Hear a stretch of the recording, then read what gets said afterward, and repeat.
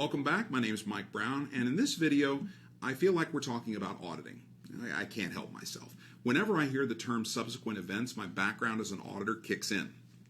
And I think of that as an important area of audit investigation.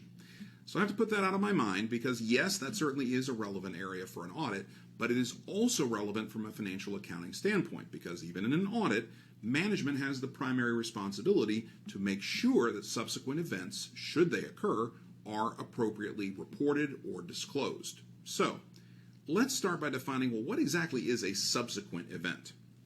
We can do it by time. It has to be after the balance sheet date because obviously anything on or before the balance sheet date isn't subsequent. It would already be part of those financial statements. But it is before those financial statements are either issued or available to be issued. And yeah, it determined, as far as which of those is determinate, is what kind of client or what kind of company we're dealing with. So it could be either one. All right. From there, once you say, okay, I can define the population of subsequent events, going a step further is it something that is recognized or non-recognized as a true subsequent event? What's the impact? Well, a recognized subsequent event, or sometimes referred to as a type 1 subsequent event, the key thing to remember is it has to give us something informational about a condition that already existed as of the balance sheet date. So that means whatever this information relates to is already there in the financial statements. We've just now received some new piece of important information about it. When that occurs, we have to recognize that, thus recognize subsequent event, meaning we need to adjust the financial statements accordingly. Couple good examples. We might have a contingent liability on our books as of year end for a lawsuit. What if that lawsuit is settled? That would be an example of it happened after the balance sheet date. Presumably we're talking before the financial statements are issued, but it now resolves how much that liability truly is. That's a recognized event. Another would be a significant account receivable going bad. Perhaps a customer went bankrupt. We now know that, and so we're able to write off that specific receivable, just to name a couple of examples. All right, so that tackles recognized subsequent events. How about non-recognized, or sometimes called type 2? Basically, exactly as the terminology would indicate, you don't recognize them because these do not provide information that existed as of the balance sheet date. So there's no need to adjust the financial statements. The only thing to bear in mind, however, is if that event is of importance enough that it would be necessary to include it. Otherwise, you would actually make the financial statements misleading. Then you would disclose those non-recognized subsequent events. Now you can see here a list of possibilities. It's not an exhaustive list, but these make sense, right? You say, yeah, if they engaged in a merger or acquisition after year end, it wouldn't impact the financials, but I'd say, yeah, it's material enough to disclose. Or perhaps a significant loss incurred due to a natural disaster. Well, again, that wouldn't affect the balance sheet date. It wouldn't affect the financials. If the building was still standing on December 31st, then it got knocked down by an earthquake in January. But certainly, do you think that's relevant and important for the readers? Absolutely.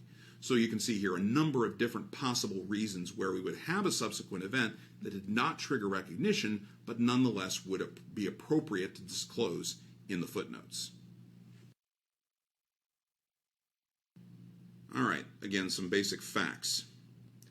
So a little earlier I mentioned issued or available to be issued.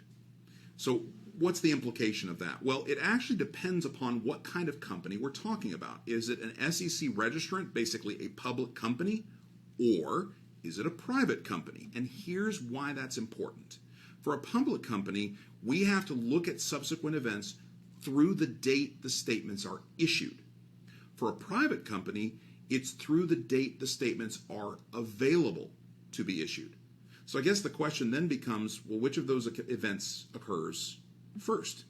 Well, basically, we would look at it and say, well, the financial statements are prepared, they're finalized, then they are made available to be issued. Think of it as an authority within the company says, we're good, let's go ahead, let's start distributing that. So that would happen first. Then the actual distribution of those financials would happen second. And so the definition here of issued means widely distributed. So what that effectively means is if we're dealing with a public company, they probably would have to look at subsequent events for a little bit longer, whereas a private company would be able to stop once they declare the financial statements are available to be issued, even if they're not issued for a few days or even a week or two after that point. What if, however, there's a need to reissue previously issued financial statements? Do we have to deal with subsequent events through the reissuance date? And the answer is generally no, we do not recognize those. There is a caveat. The unless here is if GAAP or a regulatory requirement compels us to recognize it, then of course we would, but the general rule of thumb here is we do not. Along the same lines, we also have what are called revised financial statements, and that's either where we are correcting an error through revision, or we're dealing with the retrospective application of a new piece of U.S. GAAP or a newly applied piece of U.S. GAAP. Well, even so, they are still construed to be reissued. The only interesting requirement here is if it's an SEC file or a public company, there's no real requirement surrounding this.